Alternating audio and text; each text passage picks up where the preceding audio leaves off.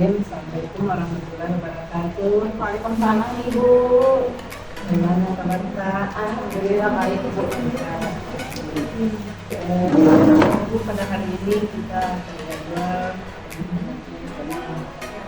pendampingan yang terakhir, karena di depan ibu tidak ada pendampingan seperti ini. Tidak diskusi bagaimana ya hasilkan yang baru kami akan nanti pada saat Adapun tema pada hari ini refleksi perubahan diri dan dampak pendidikan dari proses pendidikan, persiapan pada hasil belajar komunikasi linguistik, dan yang kedua pengumpulan survei umpan baik refleksi hasil survei tentang kompetensi guru penggerak, refleksi perubahan dalam pembelajaran yang sudah diterapkan selama 6 bulan terakhir. Kemudian pemetaan aset, diskusi apakah tujuan program sudah dikomunikasikan ke wali sekolah. Baik Bu, kita awali dengan pertanyaan bagaimana proses yang sudah berjalan selama 1 bulan terakhir dan rencana tindak lanjut dan pendampingan selanjutnya serta hal-hal yang dianggap sebagai capaian selama 1 bulan terakhir. Progres selama 1 bulan terakhir beberapa bulan ini selama saya melaksanakan pendidikan itu sudah alhamdulillah sudah sangat banyak dan alhamdulillah juga sudah sekitar 70% atau 80% itu sudah saya terapkan. Jadi implementasinya itu mulai dari kemarin itu ada tentang maksudnya visi dan misi juga sudah saya lakukan di sekolah, terus diseminasi budaya positif, pembelajaran berdiferensiasi dan HSE, terus pengambilan keputusan berbasis nilai-nilai kebaikan diri alhamdulillah, walaupun itu belum sepenuhnya saya terapkan karena baru saya terapkan ke murid dan rekan-rekan saya sebagian yang terus apa lagi ya, tindak lanjut dari pendampingan sebelumnya yaitu kemarin saya itu disuruh memetakan aset ya Bu di sekolah, jadi alhamdulillah itu juga sudah saya laksanakan dan ini sudah ada umpan baliknya dari rekan sejawat dan murid dan kepala sekolah. Mungkin itu saja Bu. Berdasarkan hasil derajat yang kurang baik yang perlu ditingkatkan menurut respon terhadap kompetensi ibu, jelaskan menurut masing-masing dari respon baik kepala sekolah, teman sejawat maupun murid. Oke, ada pun yang kurang baik menurut responnya terhadap kompetensi saya yaitu saya datang terlambat Bu ke sekolah. Jadi datang terlambat itu saya memiliki alasan dan itu masih sulit. Saya datang cepat sebelum 7.30, tapi saya datangnya itu 7.45, saya selalu terlambat 15 menit, 10 menit. Jadi ya berhubungan, saya ibu rumah tangga, saya harus memberikan dulu makanan ke anak dan ke suami saya baru saya bisa berangkat ke sekolah. Terus apa lagi ya? Yang kedua itu saya kurang dalam pengendalian emosi saya. Jadi pada umpan balik ini juga kelihatan bahwa di situ cara saya mengendalikan emosi itu cuma saya dapat 2 poin. Karena biasa Bu, kalau umpamanya mungkin teman-teman biasa lihat saya marah ke anak saya bukan ke siswa. Karena sementara saya mengajar, anak saya mengganggu, saya bilang diam dulu nak, tunggu dulu nak. Akhirnya mungkin di sekolah saya dinilai saya kurang bisa mengendalikan emosi saya Bu. Jadi mungkin itu dan yang perlu ditingkatkan itu kedisiplinan dan kompetensi dalam mengelola emosi itu.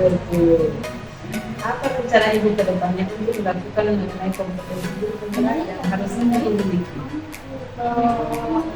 Meningkatkan kompetensi guru penggerak, saya perlu meningkatkan pengambilan keputusan berbasis nilai-nilai kebajikan sebagai pemimpin. Ya. Kemarin itu juga kayaknya Bu DPI 5 itu juga yang belum saya bisa terapkan 100% karena dia tersangkut dengan dilema etika. Siapa saja yang ibu libatkan untuk meningkatkan kompetensi guru penggerak yang ibu miliki? Murid dan rekan sejawat termasuk komunitas praktisi yang kemarin saya bentuk. Baik, kita perubahan dalam pembelajaran. Setelah Ibu menjalani 6 bulan pendidikan di saudara, perubahan apa yang menurut Ibu rasakan yang berkaitan dengan kompetensi Ibu sebagai guru? Adapun perubahan yang saya rasakan yaitu perubahan sikap dari rekan-rekan sejawat yang terbuka dalam membicarakan permasalahannya kepada saya atau problem-problem yang dihadapinya di kelas maupun di sekolah. Terus terciptanya lingkungan kelas yang nyaman untuk peserta didik dan terjalinnya kolaborasi yang baik dengan rekan sejawat di sekolah. Berdasarkan Ibu alami perubahan apa saja yang terjadi pada diri Bapak Ibu setelah Ibu menjalani program 6 bulan ini? Perubahan ya Bu. Kalau perubahan signifikan itu yang terjadi pada siswa saya Bu, yang awalnya yaitu malas datang ke sekolah, malas datang ke kelas. Dengan saya menciptakan lingkungan yang aman pada pembelajaran diferensiasi, alhamdulillah dia sudah rajin datang ke sekolah dan bahkan dia yang meminta tugas atau PR kepada saya sebelum dia pulang Bu. Jadi perubahan yang betul-betul real. Ya, betul. Apa saja hal yang membuat perjalanan 6 bulan ini cukup memuaskan? Perjalanan 6 bulan ini sudah banyak ya Bu. Yang pertama itu ya walaupun di pendidikan guru penggerak kita cuma mempelajari implementasi guru penggerak itu sekilas, tetapi alhamdulillah kemarin itu saya diberikan kepercayaan untuk memberikan presentasi di depan tentang implementasi guru penggerak seperti apa, pembuatan modul ajarnya seperti apa, dan alhamdulillah saya sudah berbagi ke rekan-rekan sejawat. Jadi alhamdulillah hampir semua ilmu yang saya dapatkan selama pendidikan itu sudah saya terapkan ya walaupun belum 100% karena di modul 3.1 itu yang pengambilan keputusan berbasis nilai kebajikan sebagai pemimpin itu saya belum terapkan secara maksimal. Apa saja hal yang membuat perjalanan 6 bulan ini menjadi cukup menantang bagi Ibu?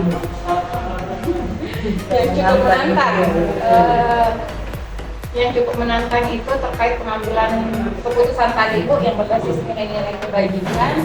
Saya masih kesulitan dalam menghadapi teman yang memiliki masalah dan kadang saya masih lebih ke wujudan moral yang diberikan kepada rekan sejawat saya Bu.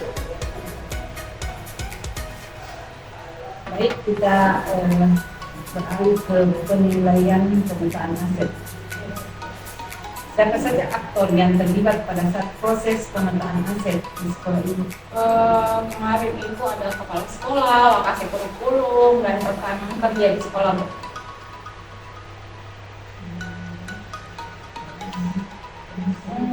Oh, ada murid juga Bu. Kemarin itu ada murid dan ada ketua komite.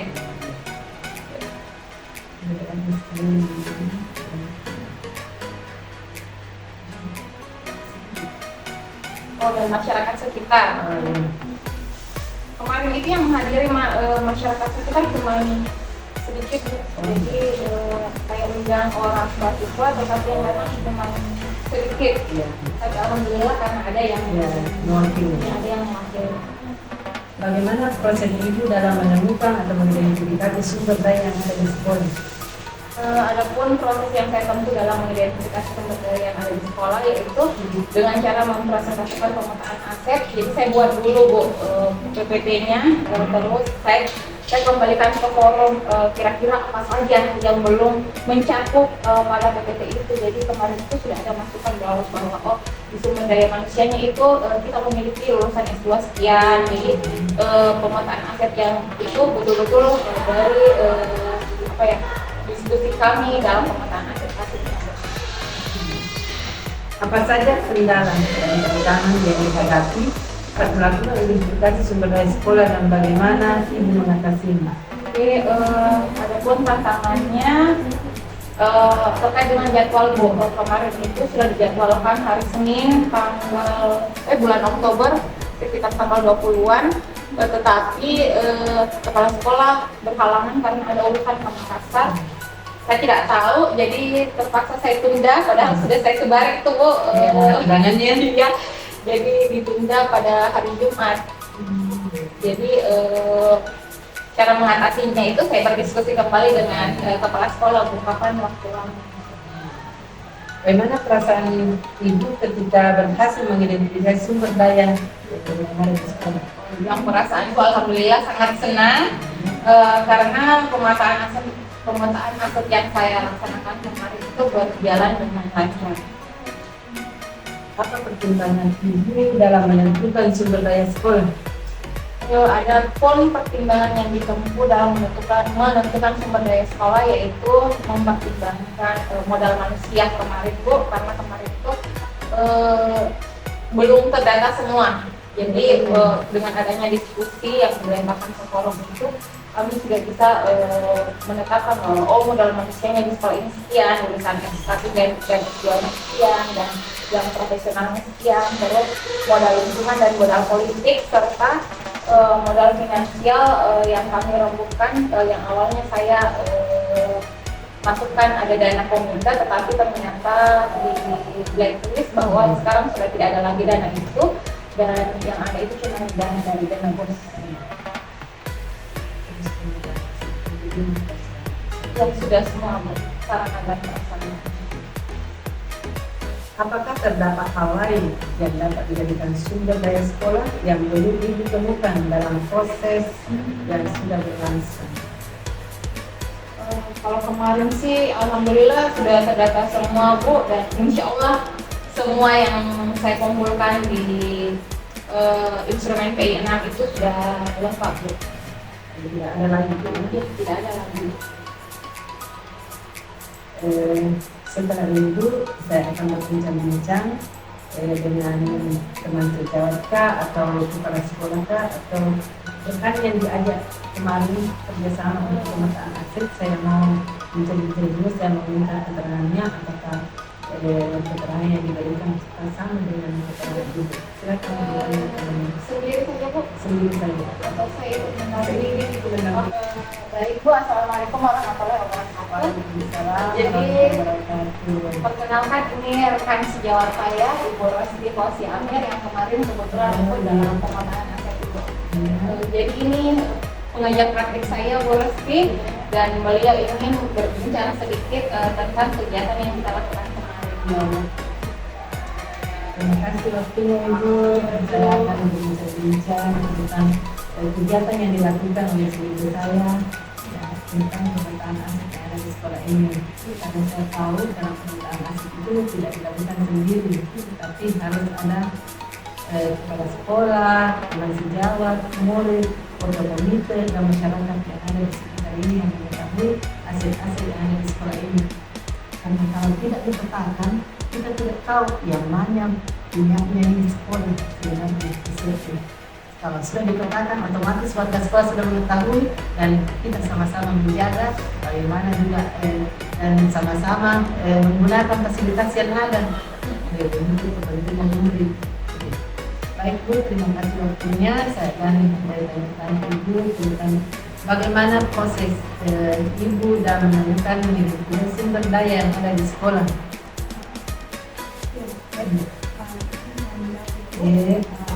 Kami melaksanakan diskusi dengan kepala sekolah dan rekan-rekan guru dalam menemukan sumber daya yang ada di sekolah. Adapun cara mengidentifikasi sumber daya Bu, yaitu dengan diskusi dengan pemangku kepentingan di sekolah, dan saling mengutarakan pendapat sehingga kami dapat mengidentifikasi sumber daya tersebut.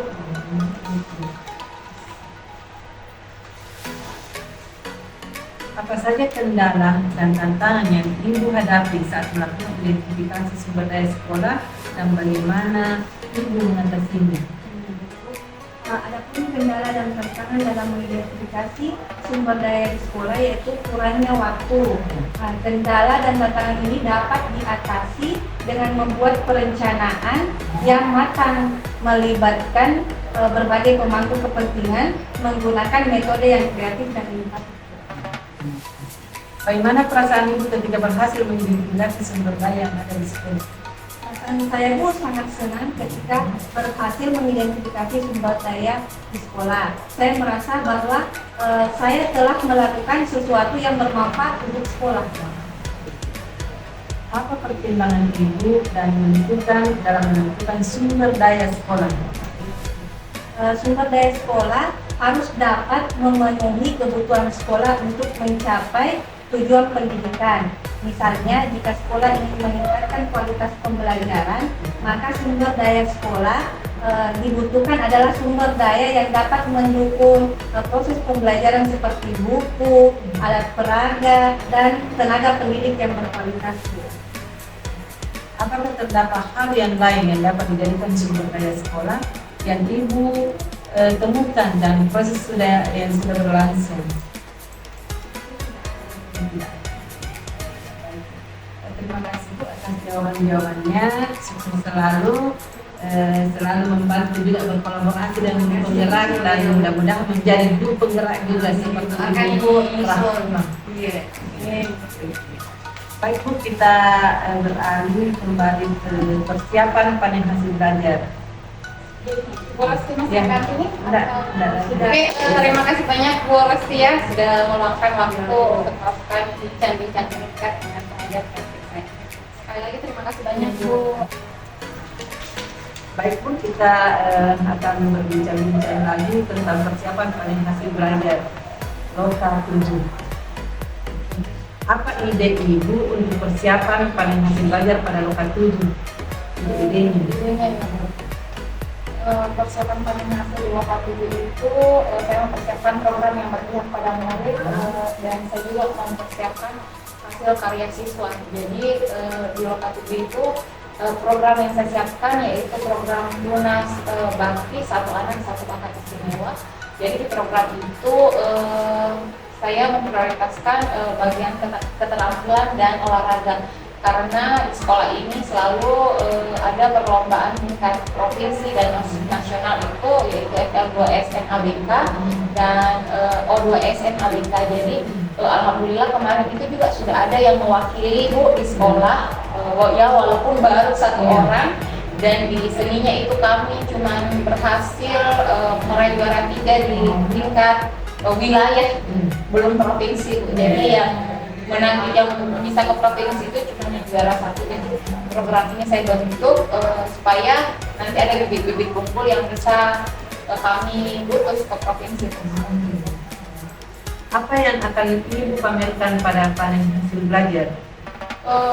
Yang ingin saya pamerkan, ya tentu saja program saya Bu ya. Rencana saya ingin buatkan eksternal, jadi di situ ada dengan metode STAR. Terus hasil lukisan siswa saya pada program ini Bu, jadi bisa dilihat Bu, itu juga hasil lukisan siswa saya Bu. Iya. Kemarin itu kebetulan sudah berjalan, dan ada 3 orang Bu yang mewakili, ada dari tingkat SMP namanya Nela, tapi yang tingkat SMP namanya Nela, dan yang kedua itu Farhan SD, terus ada juga Fatur, sama namanya Bu. Jadi ya mungkin itu Bu.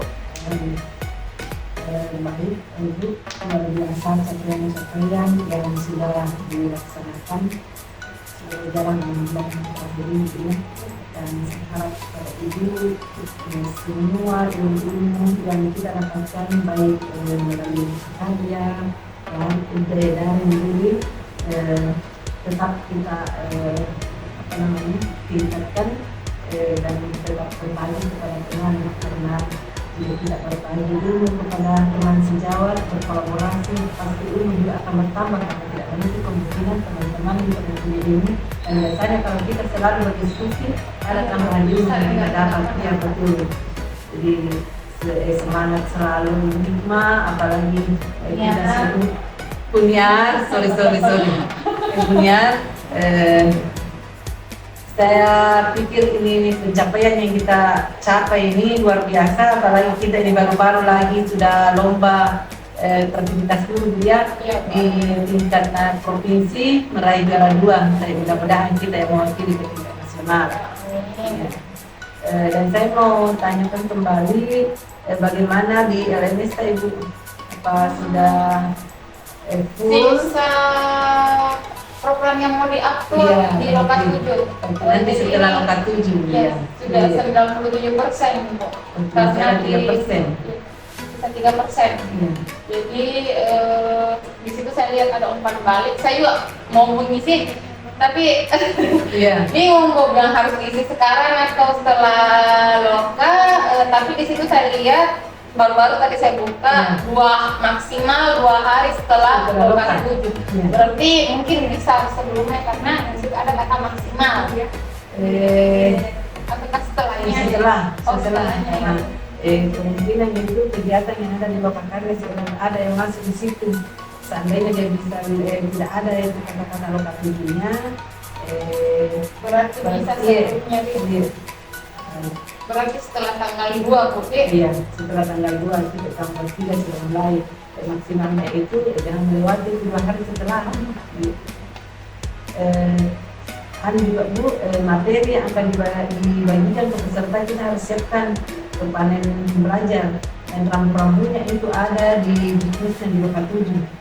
Nanti kalau kita bisa buka, nanti saya akan coba bagaimana rambu-rambunya itu, materi-materi yang ingin disampaikan, dan harus ya, dan itu PPT-nya juga harus disiapkan, PPT-nya yang akan dipamerkan pada saat kelas terbagi.